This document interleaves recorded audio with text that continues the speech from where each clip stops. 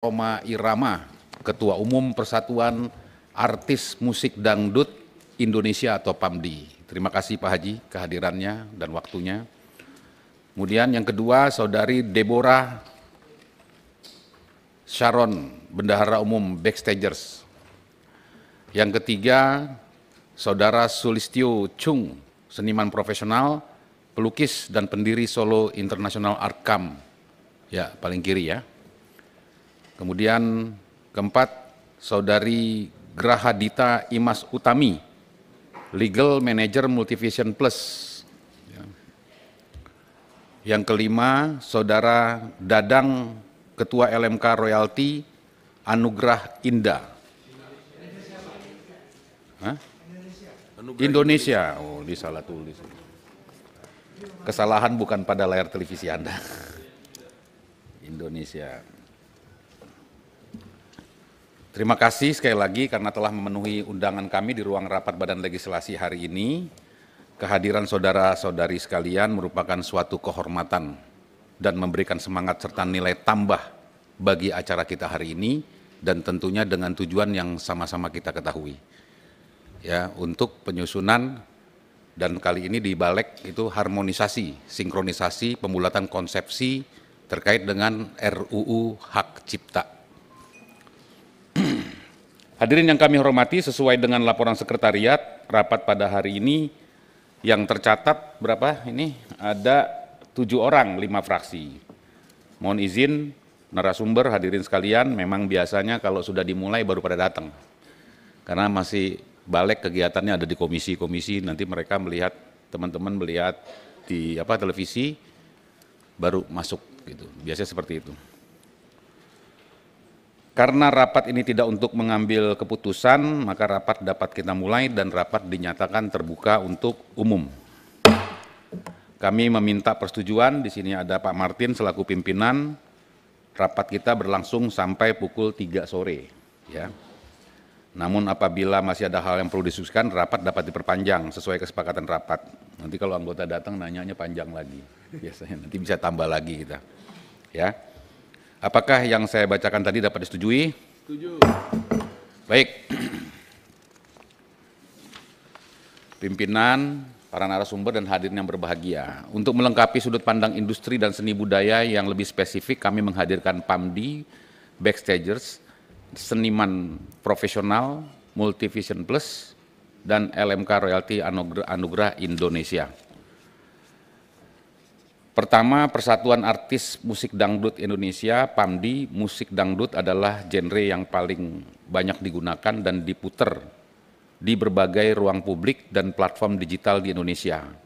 Dengan mengundang PAMDI, kita akan memperoleh masukan yang spesifik mengenai bagaimana hak ekonomi, pengaturan sistem lisensi bekerja di sektor musik populer dengan cakupan penggunaan yang masif, serta bagaimana penegakan hukum perdata dan pidana diterapkan untuk pelanggaran hak cipta di ranah pertunjukan dan cover version.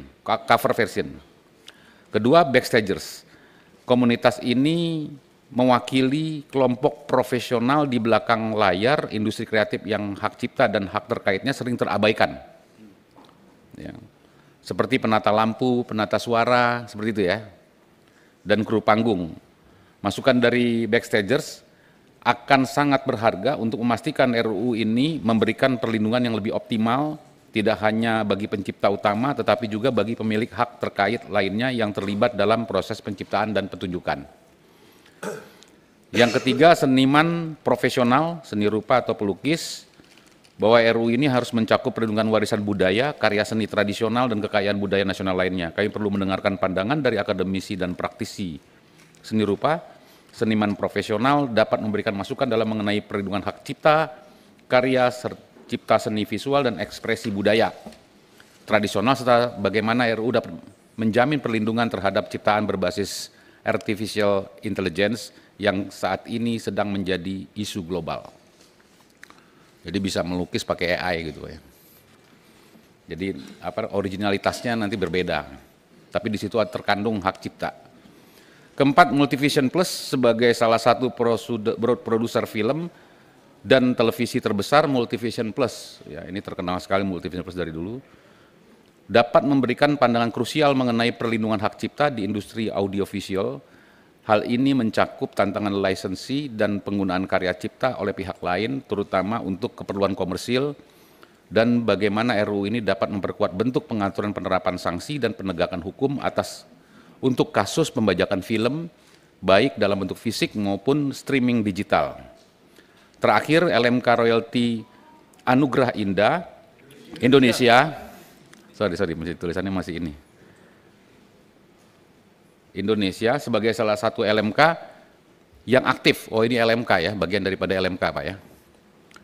LMK RAI akan memberikan pandangan operasional yang berbeda dari LMK lain, memperkaya pembahasan kita mengenai ruang lingkup LMK dan bagaimana model tata kelola dan pola pengawasan LMK dapat disempurnakan. Ini untuk kepentingan secara menyeluruh. Kelima narasumber ini akan melengkapi peta jalan masukan dari berbagai sudut pandang pemegang hak, pengguna, hingga pengelola royalti.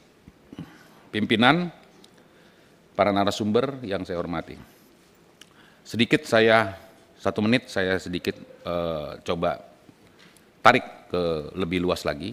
Kita mengenal namanya meaningful public participation. Jadi bagaimana peran publik dalam mengisi terkait dengan adanya revisi sebuah undang-undang. Dan maksimalnya catatan meaningful public participation tersebut tidak selalu tentang pendekatan kuantitatif. Maka tingkat kualitatif menjadi penting. Tetapi sekali lagi yang mau saya sampaikan, kepentingan kita betul-betul menerapkan hal yang bermakna untuk kepentingan penyusunan RUU ini dan RUU apapun, ya, tidak ada satupun yang kita tolak. Tapi jangan lupa, di sini ada LMK, ya, sebagai lembaga kolektif. Di sini ada dari latar belakang, ya, lampu apa, di sini ada yang dari penyanyinya, PAMDI. PAMDI itu mungkin ada penciptanya, ada penyanyinya di situ di dalamnya, seperti itu. Nah, masing-masing punya pandangan yang berbeda-beda, Pak. Itu saya akan menjelaskan ini sedikit, ya. Nah, apakah semua pandangan tersebut akan dimasukkan? Iya, akan dimasukkan. Jadi tidak ada sama sekali yang ditolak. Tetapi untuk persis sebagaimana yang menjadi perspektifnya atau penyampaiannya itu mungkin sudah berubah menjadi materi muatan. Jadi penyanyi pengennya yang original begini, pencipta pengennya bisa menagih langsung kepada penyanyi, kan begitu. Nah, semua ini tidak ada yang salah Pak Haji, boleh, pandangan. Nah, tetapi nanti ketika tertuang di dalam undang-undang, dalam pasal-pasal yang nanti menjadi materi muatan, itu boleh jadi mungkin dirasakan bahwa akhirnya yang mengkolekting itu adalah dari LMK saja. Jadi tidak ada hubungan langsung antara pencipta dengan penyanyi. Maka apapun gagasan tersebut, jelas bahwa kita akan mengambil jalan tengah dan itu diolah menjadi abstraksi. Dan abstraksi ini turun menjadi norma, norma turun menjadi norma materi muatan atau pasal-pasal seperti itu. Jadi tidak ada satupun yang ditolak, begitu Pak Martin. Tidak ada satupun, tapi jangan lupa bahwa perspektif itu berubah menjadi klausula atau menjadi satu frasa atau menjadi satu aturan-aturan materi muatan sebagaimana yang kita ketahui dalam pasal-pasal. Baiklah, kalau ini kan sebagai pembukaan saja, jadi sehingga Bapak Ibu sekalian nanti menyampaikan pandangan itu sangat kita butuhkan, ya, bahwa soal secara letterlek itu mungkin tidak, ya. Itu makanya sekarang ini lagi ramai di Komisi 3, kebetulan saya anggota Komisi 3 juga, RUU KUHAP. Gitu. Wah, pendapat ini kenapa hanya sebagian? Lah itu sebenarnya sepenuhnya dipakai. Tidak ada penolakan, tetapi kemudian diterapkan dalam frasa yang berbeda, tapi maknanya itu adalah, tujuannya adalah frasa itu menjadi satu kesatuan untuk menciptakan keadilan. Penyanyi punya pendapat, harus ada fasilitas tersendiri, pencipta punya pendapat, harus bisa nagih dan haknya langsung kepada penyanyi, dan sebagainya. Tapi nanti keluar pasalnya, tetapi semua yang diharapkan penyanyi yang sekalipun tidak memasukkan kata-kata atau frasa sebagaimana yang diusulkan oleh para pihak tersebut. Gitu kurang lebihnya. Nanti kepanjangan Pak, tapi memang di balik itu perlu menjelaskan itu Pak Ibu. Karena balik ini adalah etalase DPR dalam proses legislasi. Jadi semua penyusunan legislasi seperti itu. Nah, untuk mengefisiensikan jalannya rapat, selanjutnya kami persilakan secara bergantian menyampaikan saran dan masukan kepada perwakilan. Satu, Persatuan Artis Musik Dangdut Indonesia atau PAMDI. Kedua, perwakilan Backstagers. Ketiga, seniman profesional seni rupa. Keempat, Multivision Plus. Dan terakhir, perwakilan LMK Royalty Anugerah Indonesia. Karena ini banyak Pak, tetapi kita nanti akan melakukan diskusi Pak. Jadi jangan kita lihat waktu penyampaian, di sini kita kasih waktu 6-7 menit ya, disingkat, padat, tapi nanti diperluas lagi dengan diskusi ya. Jadi inti-intinya saja Pak, inti-intinya Bapak sampaikan 6-7 menit ya kan, nanti kita diskusi sama-sama ya, nanti akan terjadi dialog antara pimpinan, anggota balik dan sebagainya dan seterusnya. Baik, disilakan kepada PAMDI, Persatuan Artis Musik Dangdut Indonesia.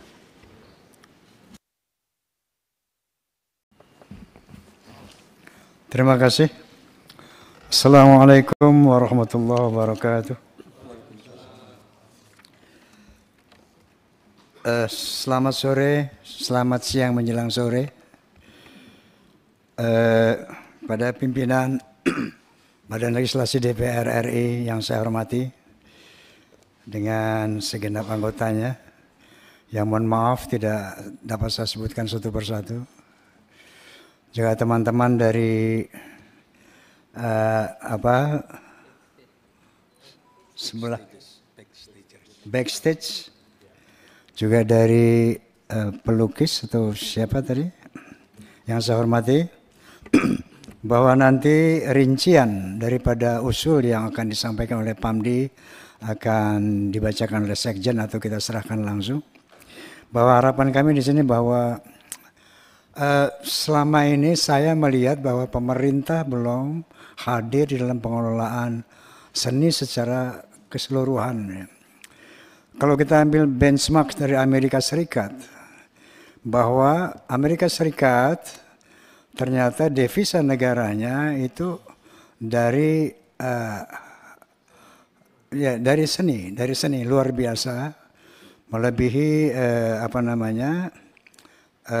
resources natural resources, bahkan dari art resources. Nah tentunya kita akan sangat bahagia sekali dari berbagai seni yang di Indonesia ini sangat-sangat potensial, di mana banyak sekali seni-seni Indonesia ini yang tidak dimiliki oleh negara-negara lain. Dan saya yakin, seperti kita ambil contoh Korea saja, dunia telah kena favor Korea, entah dramanya, entah musiknya, itu karena keterlibatan pemerintah di dalam berbagai aspek kesenian ini. Cuman ini yang ingin saya sampaikan, bahwa ke depan bagaimana pemerintah secara sungguh-sungguh terlibat, hadir di dalam pengelolaan berbagai macam seni kebudayaan Indonesia. Nanti secara detail akan disampaikan oleh Sekretaris Jenderal. Kalau bisa dilanjutkan. Terima kasih. Assalamualaikum warahmatullahi wabarakatuh. Terima kasih Ketua Umum. Izin pimpinan langsung saja karena waktunya terbatas. Nanti kami akan menyerahkan usulan secara tertulis. Nah, di sini kami langsung saja untuk menyampaikan usulan atas perubahan Undang-Undang Hak Cipta Nomor 28 Tahun 2014. Yang pertama adalah penambahan dalam ketentuan umum di pasal 1, karena di sana hanya mengatur penggunaan secara komersial, tidak ada pengaturan penggunaan secara non komersial. Maka kita berharap penggunaan secara non komersial adalah pemanfaatan ciptaan atau produk hak terkait dengan tujuan untuk tidak memperoleh keuntungan ekonomi dari berbagai sumber atau berbayar yang menggunakan biaya produksi. Nah ini karena dangdut ini kan lebih eksisnya kan ada di lapis bawah. Nah sementara saya ex-komisioner bidang keuangan 2022 sampai dengan Agustus 2025, dan untuk pentas hiburan rakyat yang ada di bawah seperti kayak macam panggung hajatan dan lain-lain, ini belum terkelola pimpinan. Sementara pangsa pasar dangdut yang terbesar ada di sana.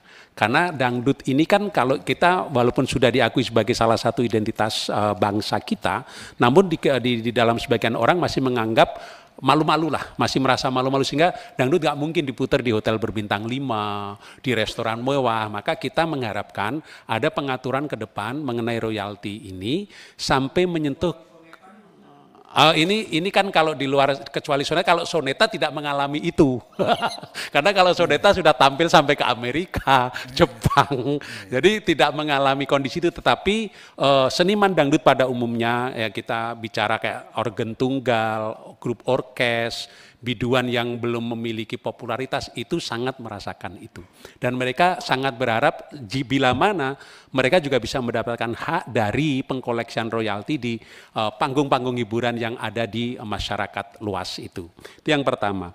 Yang kedua juga yang sering menjadi polemik kemarin itu di pasal 23. Pasal 23 butir 5. Itu kan yang berbunyi setiap orang dapat melakukan penggunaan cara komersial dalam suatu pertunjukan tanpa meminta izin terlebih dahulu sepanjang membayar imbalan kepada pencipta melalui LMK kan Pak.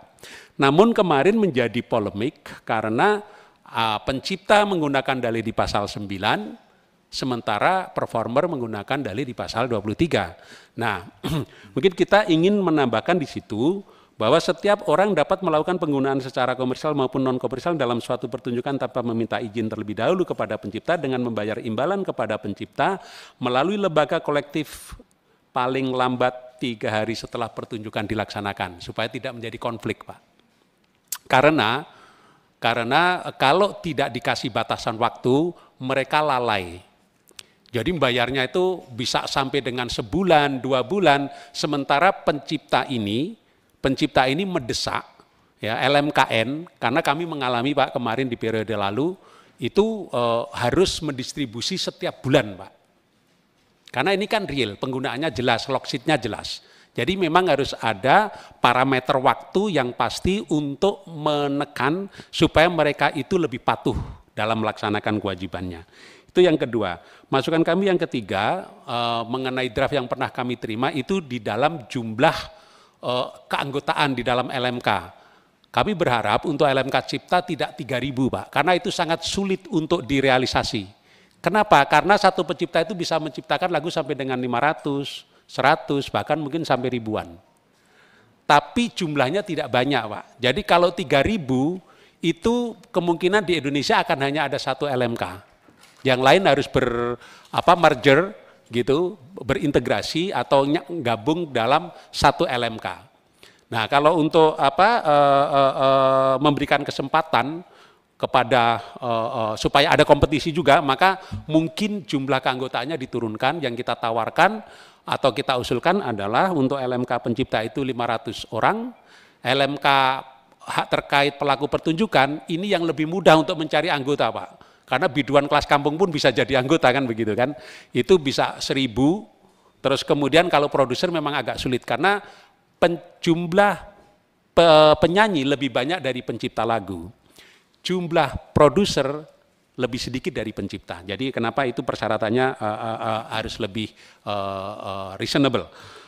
Terus kemudian yang keempat adalah sistem pengadilan cepat Pak. Karena kan kita ini di dalam Undang-Undang Hak Cipta dan juga PP dan Peraturan Menteri sudah ada tarif yang pasti Pak di dalam penarikan royalti ini. Sehingga kalau ada pengadilan cepat ini juga akan memutus atau mengurangi dengan begitu banyak konflik yang terjadi antara pemangku kepentingan.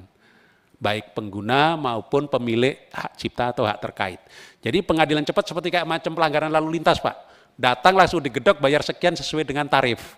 Itu akan lebih efektif dan efisien gitu kan. Terus kemudian pengenaan pajak yang lebih ringan Pak. Sekarang ini kita masih dikenakan 15% sesuai dengan undang-undang perpajakan. Nah khusus untuk royalti ini kan tidak menggunakan atau memanfaatkan sumber daya alam mineral yang ada di negara kita. Ini kan benar-benar abstrak, hak kekayaan intelektual manusia gitu loh.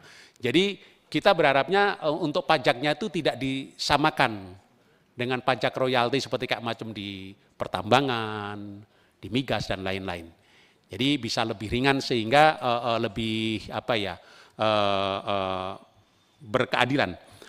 Terus kemudian selanjutnya kita memang perlu adanya sistem tata kelola berbasis digital karena memang ke depan mau nggak mau kita harus mengikuti ke sana.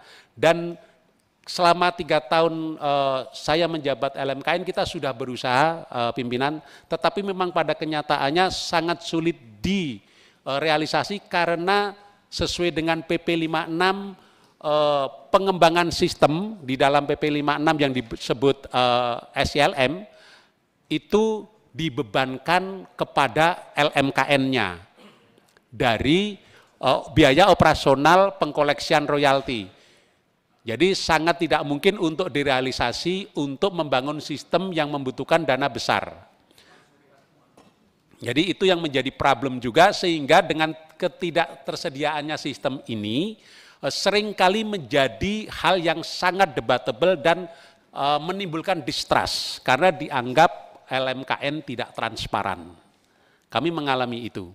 Sehingga sistem ini menjadi sangat penting dan ini berharap bisa diakomodir dan dibiayai oleh negara. Karena kalau dibiayai oleh LMKN itu sangat tidak mungkin. Sebagai informasi, perolehan tertinggi royalti ada di tahun 2024 dengan nilai sekitar 75 miliar dari Sabang sampai Merauke. Kebetulan karena saya yang memegang keuangannya, jadi saya tahu persis itu. LMKN ya, saya komisioner bidang keuangan periode sebelumnya. Nah, itu maka sehingga sistem ini akan menjadi jawaban yang pasti dengan akurasi yang terukur untuk menghindari konflik kepentingan antara pemangku kepentingan. Sebentar Pak Sekjen, sebelum dilanjutkan. Itu yang 75 miliar itu dominasinya dari jenis apa? Dangdut apa enggak? Dangdut bagaimana posisi dangdut? Itu kalau LMKN mengkolek dari seluruh genre.